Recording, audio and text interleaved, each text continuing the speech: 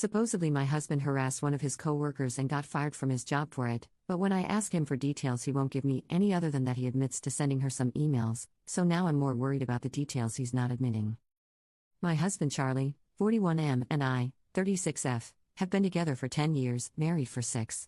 We've had our ups and downs, but are currently in an up. He has never done anything like this in the past, so it came out of left field for me and I'm very much shocked and at a loss here. Charlie is a computer programmer and was a senior engineer at his former company, where he had worked for 4 years. He'd never had any trouble with coworkers and were both friendly with a few of them, mostly other men and their wives. On Friday of last week, he came home around 11 a.m. and told me he'd been fired. He was really upset and agitated, and I didn't want to push him about it, but he told me that they'd said he was harassing a coworker and was fired. The information I've been able to get out of him.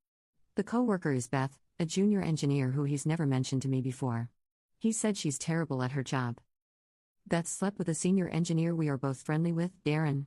Darren wasn't involved in the harassment, wasn't fired, etc. The company's lawyers were there and among the things they told him was that Beth could have pressed charges but chose not to.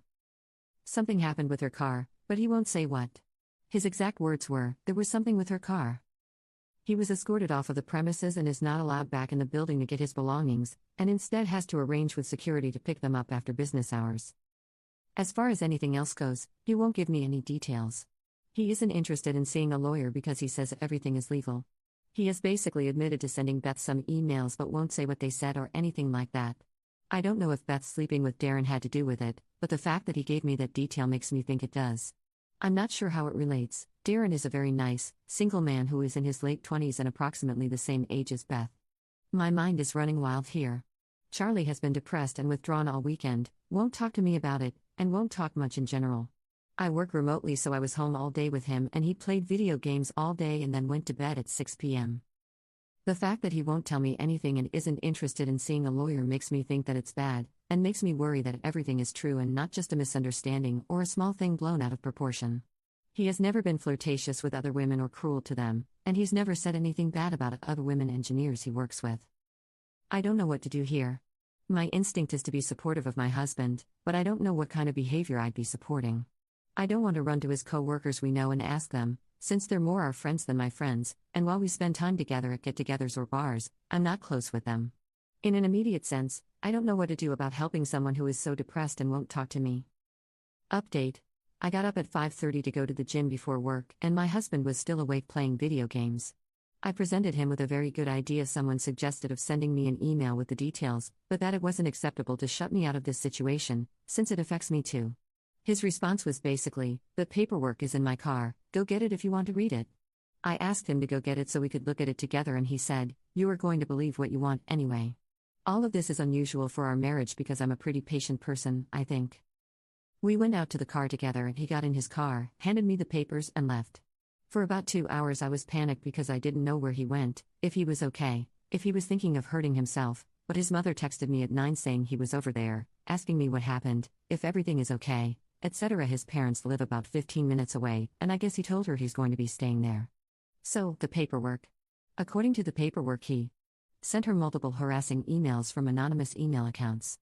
The emails are printed out and attached. He apparently did this while at work and they have been monitoring his user account for 3 months. The emails aren't sexual or romantic in nature and are all anonymous and about how she sucks at her job, wouldn't be there if she wasn't a woman, how she should quit before she gets fired, and how everyone in the office hates her. He made fake user accounts for his company's product that she works on and submitted bad reviews of her work. He also did this while logged in at work. He sent an anonymous email to her boss saying that she was sleeping with a senior engineer on another project. He put a gun catalog on the windshield of her car. I don't know what this gesture means, but I obviously understand that it was meant to be threatening. Unfortunately, inside was a subscription card that the company auto-filled with his name and address.